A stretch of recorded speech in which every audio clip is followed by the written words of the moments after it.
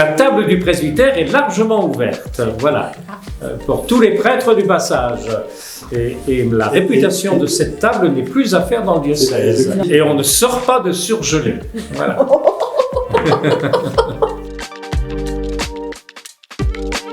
Vous avez 2-3 manières, je dirais. Vous avez les reliques de Saint-Philbert qui sont dans l'église. Alors les cierges qui sont mis, je sais, comme c'est à l'autel de la Vierge Marie, je ne sais jamais si c'est pour la Vierge Marie ou Saint-Philbert. Mais enfin, en théorie, la Vierge Marie, elle a sa statue et il y a la châsse de Saint-Philbert qui est là. Je ne suis pas sûr que ça soit le plus important, mais je vois que ça marche. Deuxièmement, systématiquement, à toutes les Eucharisties, Saint-Philbert est nommé, ainsi que Marie-Euphrasie Pelletier, quand même, puisqu'elle est née sur le diocèse, donc c'est systématique.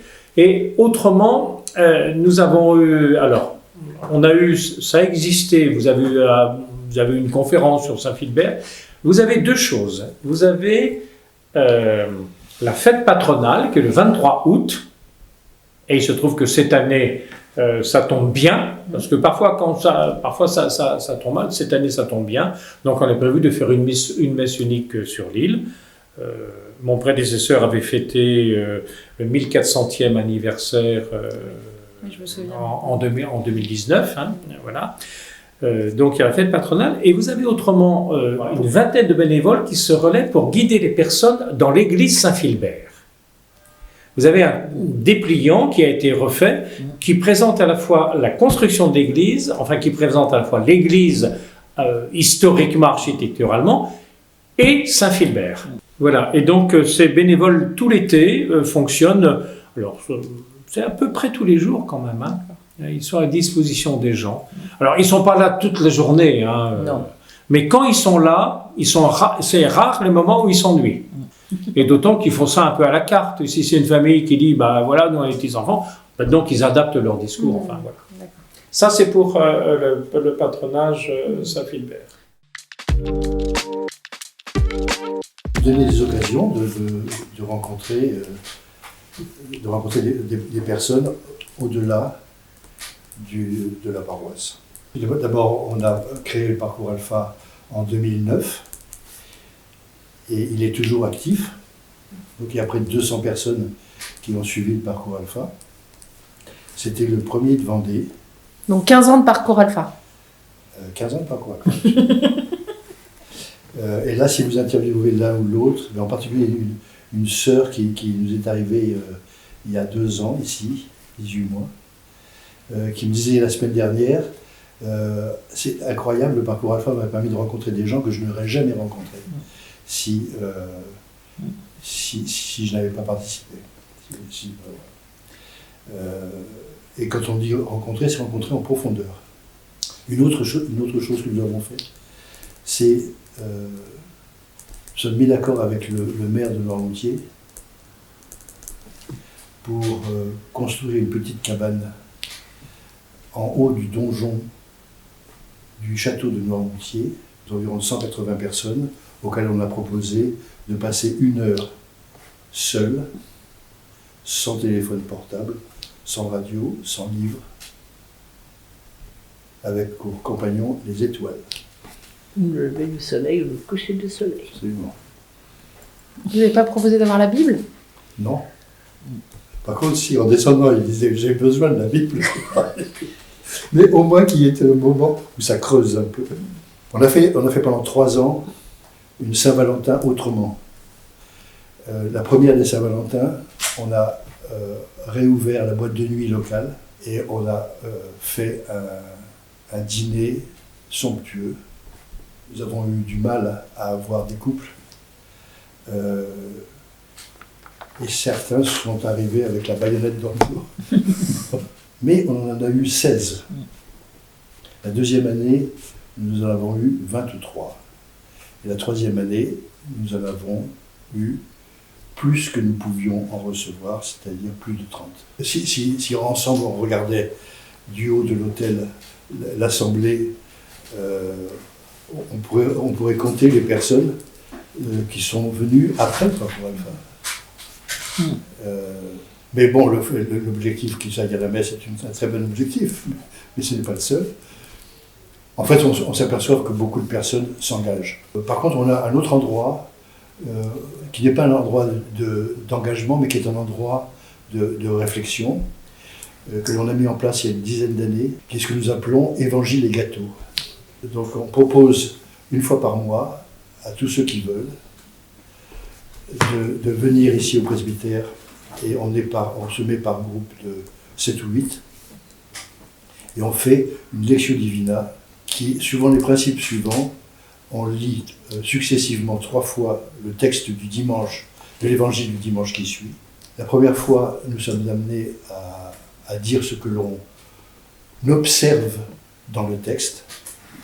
Ensuite, la deuxième fois, chacun est amené à dire ce que cela lui dit pour sa foi. Et la troisième fois, chacun est amené à rédiger une petite prière, c'est-à-dire à s'adresser à Dieu à partir du texte. Il y a un vrai bouleversement et c'est extrêmement difficile d'organiser quoi que ce soit dans cette période-là, en dehors de faire venir des prestataires extérieurs. On a beaucoup de mal à mobiliser parce qu'il y a une suroccupation. La vie de la paroisse se calque à la vie économique de Noirmoutier. Il y en a qui travaillent que 6 mois de l'année, en fait, d'avril à octobre. Donc tout ça, ça se joue, quoi. Enfin, alors, évidemment, la partie la plus visible, c'est le culte, puisque nous passons de 3 offices le week-end à 10. Et donc, il y a ici un apport donc de prêtres extérieurs, 2 Africains qui sont des habitués, qui nous viennent de Centrafrique tous les 2, et puis des prêtres de passage qui se sont annoncés. J'ai un prêtre parisien, j'ai un prêtre tourangeau, un prêtre marseillais. Lorsque nous accueillons des séminaristes, ce qui sera, j'espère, le cas, ça permet aussi aux séminaristes d'avoir des échos d'une autre réalité à la fois sociale et ecclésiale. Par exemple, les 2 prêtres centrafricains sont tous les 2 très engagés dans la Caritas.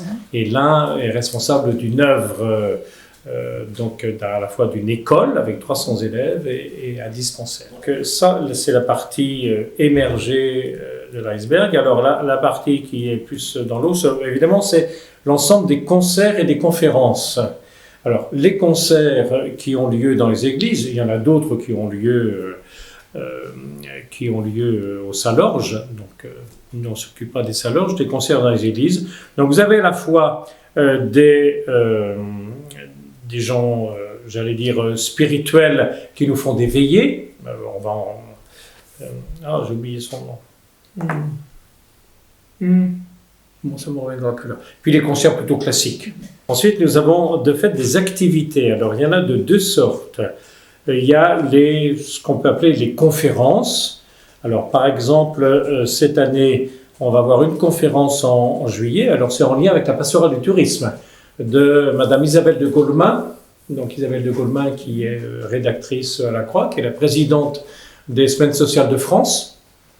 Et puis, on aura une deuxième conférence dont le conférencier n'est pas encore déterminé, mais qui sera sans doute un enseignant de l'Institut, un professeur de la Catho de Paris, et ce sera sur le thème des questions du synode. C'est-à-dire que les 2 conférences vont être orientées sur le synode d'octobre 2024. Ça, c'est une première chose, ce sont des soirées, et vous avez des activités de journée. Alors, comme activité de journée, c'est en lien avec les Sœurs du Bon Pasteur.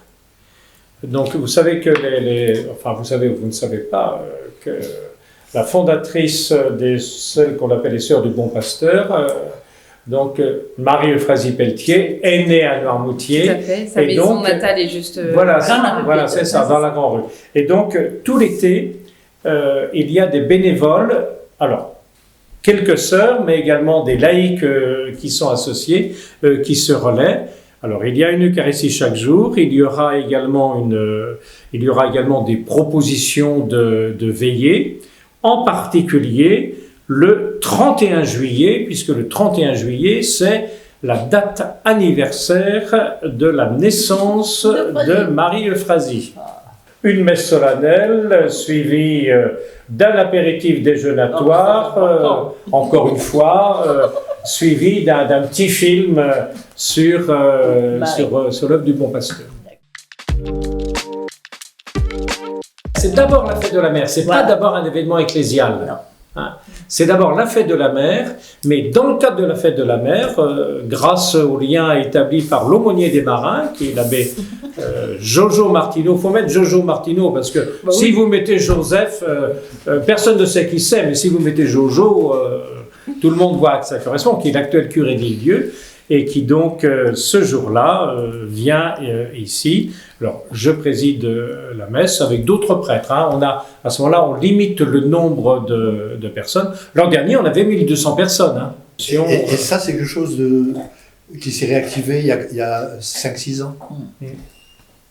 Et qui avait été perdu avant. Oui, donc c'est un moment fort de l'été. Ah ben c'est le point culminant. C'est un moment fort de l'été. Et ce que j'aime bien, c'est qu'on a le côté véritablement fête populaire. Voilà. Et puis les Noirmoutrins s'y retrouvent. Oui, les Noirmoutrins s'y retrouvent. Alors tous les touristes sont là aussi. Oui, hein. mais la fête de la mer, oui, c'est les Noirmoutrins. Voilà.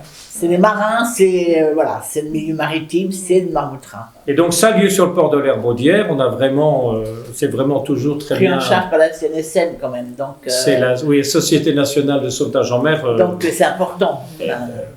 C'est eux qui nous installent l'ensemble. On a de très bons rapports grâce à l'aumônier des marins avec la SNSM.